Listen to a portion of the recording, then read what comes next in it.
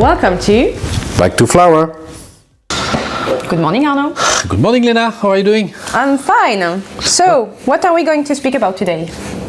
Shelf life. Shelf life and staling. Oh, so this is here we are not speaking about shelf life due to bacterial development or mold development. We are definitely speaking about the fact that the product gets hard with the time. That's a good point. You mentioned that. I mean, yes, you have two things. You can have the shelf life, or you can have mold development because mostly because of the moisture, because of things. Here, that's the contrary. That's product that becomes hard when you store it. Okay.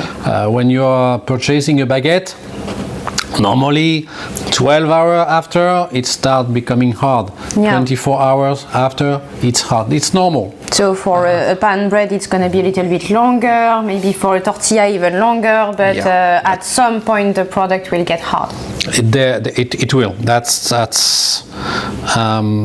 something you can avoid. Then it's very important because, for instance, if you are buying a pan bread as a consumer, you expect to be able to keep your product for as long as possible. A certain time. It can be 1 week, 2 weeks, and some products several months. And there is always a recommended date of consumption on the package. So exactly. As a baker, you want to be able to ensure your customer that if you eat it at the last minute, it will still be as fresh as it was the first day. And it is a real challenge because if the customer is expecting to be able to keep the bread during 2 weeks, it cannot become hard after 1 week because that's a no-go for the baker. So for the consumer. That's the same for these buns. I mean, if you're buying them and maybe you're going to make hamburgers in 2 weeks, you don't want to have something very hard. You still want something which is moist, and you can put your burger patty in that and do something great. So, question is, why are these soft products becoming hard? Okay, so all of those products, the main ingredient in that is wheat flour. Okay. And in wheat flour, there is one very functional ingredient in this case, which is starch.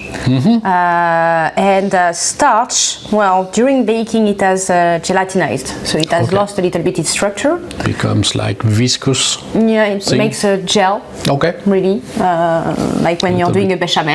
Little bit like that. Exactly. But then with time, starch tends to come back to a more firm, organized structure that will prevent the molecules to move around together, to move freely. And so this is called starch retrogradation. Okay. So for all of those products, definitely we want to have the lowest retrogradation as possible.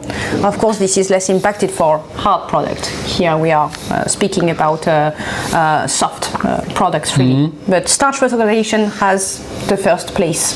That's interesting because that's a characteristic of starch that makes that this product, which is very soft, can become this one that is a little bit more harder now because it has been out for a longer time.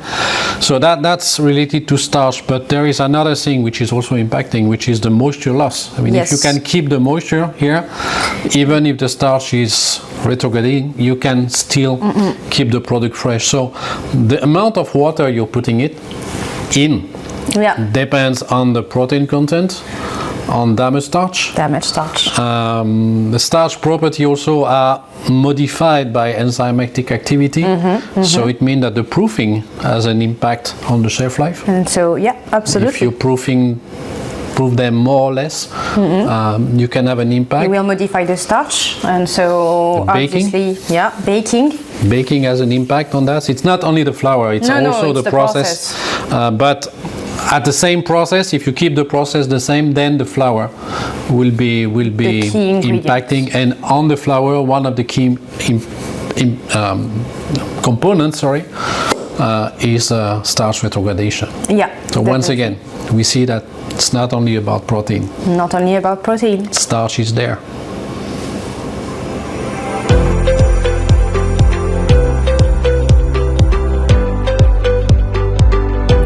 If you want to learn more about this important characteristic or about one of these delicious products here, you can visit our website